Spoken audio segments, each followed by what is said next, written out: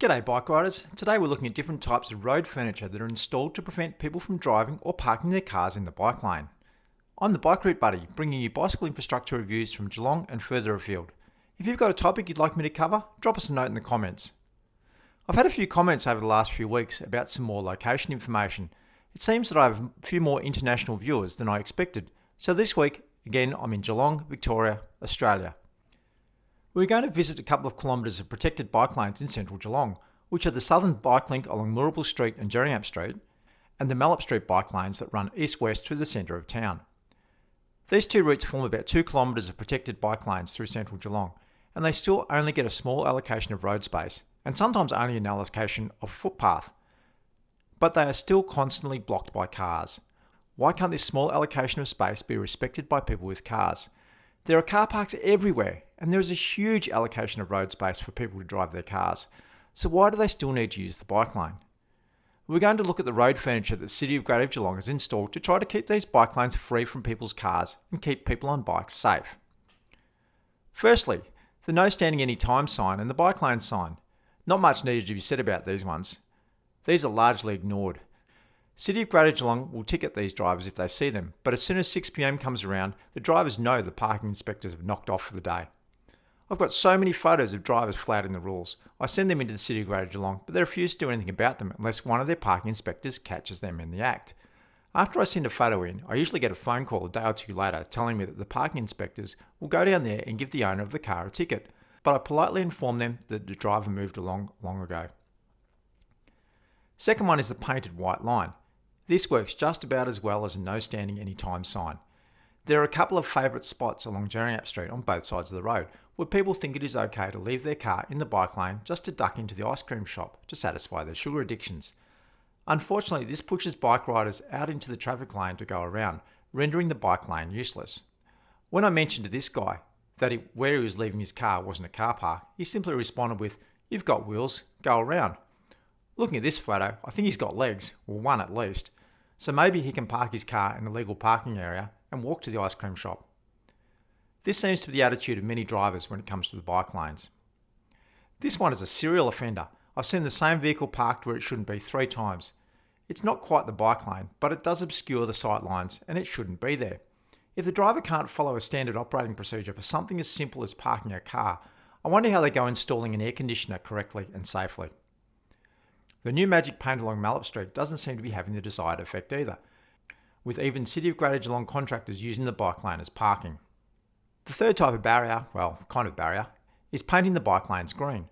But even when the bike lane is painted green, it still doesn't seem to register with some people that they shouldn't be putting their cars in there. This is just a continuous problem on Mallup Street with bright green paint and big bike symbols. The ice cream shop on Jerringup Street is far too much temptation for people to follow the parking rules, and the green paint is often ignored. This is just a short section of bike lane that doesn't have wands, which we'll look at in a second, but it constantly has cars parked in it. So the green paint doesn't really work either. The next option is the plastic wand. These generally do a reasonable job keeping drivers from putting their cars in the bike lane until they get broken off. They're not quite strong enough to damage a car, so they still get run into and broken off. Maybe if they were a bit stronger, they would work a bit better because drivers wouldn't want to damage their cars. These are good value for money though, and as City of Greater Geelong keep telling us, they don't have any money for bike infrastructure, which translates to we don't want to allocate any money to bike infrastructure. They're a good option. They're pretty cheap, easy to install and quite effective. I generally don't see many drivers blocking the bike lanes with their cars where these wands are installed. Actually, I'm going to go one step further and say that even though these aren't perfect, these are probably the best value for money and should be installed in many more locations. Next is the plastic wheel stop. The plastic wheel stop has been used in the angle parking along Jerringup Street. These are pretty cheap at between $50 and $80 each, but they're only partially effective. They are constantly broken or have become detached from the road. While filming, I counted 20% in one section that were no longer functioning and were either partially or fully dislodged. I'm sure the City of Greater Geelong is sick of fixing them and now they just don't worry. Where they have been damaged or dislodged, it is incredible that people seem to drive right over the white lines that delineate the parking bays and block the bike lane. Surely you'd notice that you're not lined up with the other cars, even when these wheel stops are in perfect working order. There are many drivers that don't seem to notice that they have driven over them. How can you drive over one of these and wonder what it's for? and think driving over it is the right thing to do. We'll next have a look at the temporary plastic barriers that were used to protect workers during the construction of the new stand at Cardinia Park. These protected workers really well and kept them safe from all the passing traffic at 60 kilometres per hour. Obviously, construction workers are more important than bike riders, as once the construction was finished, it was back to white lines or a small curb for protection, and in this case, not even a white line for a contraflow bike lane. I've brought this to the attention of City Grader Geelong a number of times and indicated that it doesn't meet the contraflow bike lane standards. If we take a look at the Vic Roads Traffic Engineering Manual, Section 5.2.1, Part A, Protected Separated Bicycle Lanes, there is a provision for two-way. Protected bicycle lanes are typically one-way, travelling in the same direction as the adjacent traffic lanes. However, they may be two-way where, I won't go through all the conditions, but this section along Moorabool Street meets the conditions, except that it has not been protected, and there is no provision for a two-way unprotected bike lane. I'm not sure if there's any more work to be planned to rectify this. Since this section is not protected, maybe it would fall into the contraflow bike lanes in Category 5.2.1 Part B. Contraflow bike lanes should be physically separated from motor traffic, where used in speed zones greater than or equal to 60 km per hour, by a raised traffic island, preferable, or a safety strip that is desirably 1 metre wide. Without physical separation from the adjacent traffic lane, e.g. a raised island, they may generally be appropriate only in speed zones up to 50 km per hour. This section of Moorabool Street is 60 km per hour, so it either needs a physical separation or the speed limit needs to be lowered.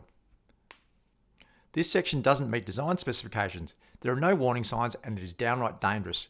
Is the City of Greater Geelong leaving themselves liable by not acting faster to get this section up to spec?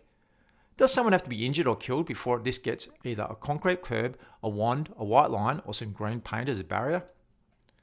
After filming this section and some heavy campaigning from members of the local bicycle group, these orange cones magically appeared, which should have at least been placed here without bike riders having to ask for a little bit of safety. What members of any traffic management team, engineer, project manager or City of Greater Geelong staff thought it was appropriate to leave it the way it was? And it was that way for 5 months before the orange markers were placed here. I'm still not sure what, if anything, will be done for a more permanent solution. At a few of the intersections, there are a few of these plastic bumps. They are commonly called armadillos, but these are quite small ones. They tend to only be used at intersections, and it seems to generally prevent drivers from queuing their cars in the bike lane when they want to turn left.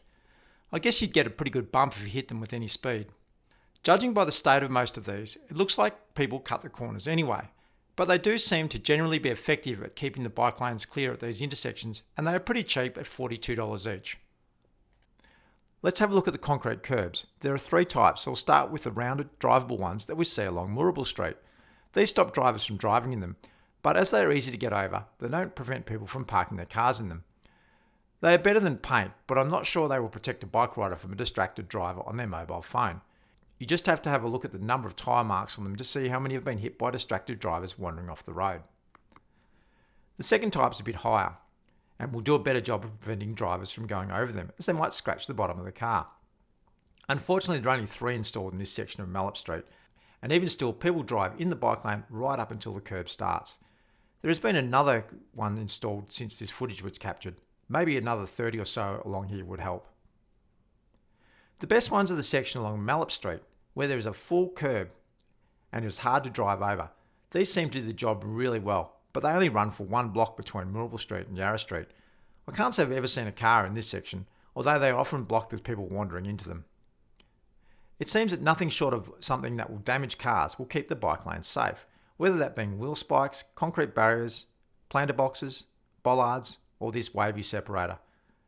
We shouldn't need to install barriers this heavy duty, but some drivers just can't help themselves to a bit of space for their convenience, even though it affects the safety of others. At least in the meantime, installing wands in the missing sections, at under $50 each, they would be pretty low-hanging fruit to improve the functionality and safety of the bike lanes. We should have a quick look at the hierarchy of controls for safety management. Paint is purely an administrative control and is the 4th option that should be looked at. At least some of the physical barriers are 1 step higher in the engineering section. Administrative controls are often ineffective, but we keep persisting with just paint on the road and expecting drivers to not put bike riders in danger. Isn't the first sign of madness doing the same thing over and over again and expecting a different outcome? If there were this many safety breaches by people in a workplace, the business will be shut down and better controls put in place before restarting. Let's move up the hierarchy of controls and protect people on bikes a bit better.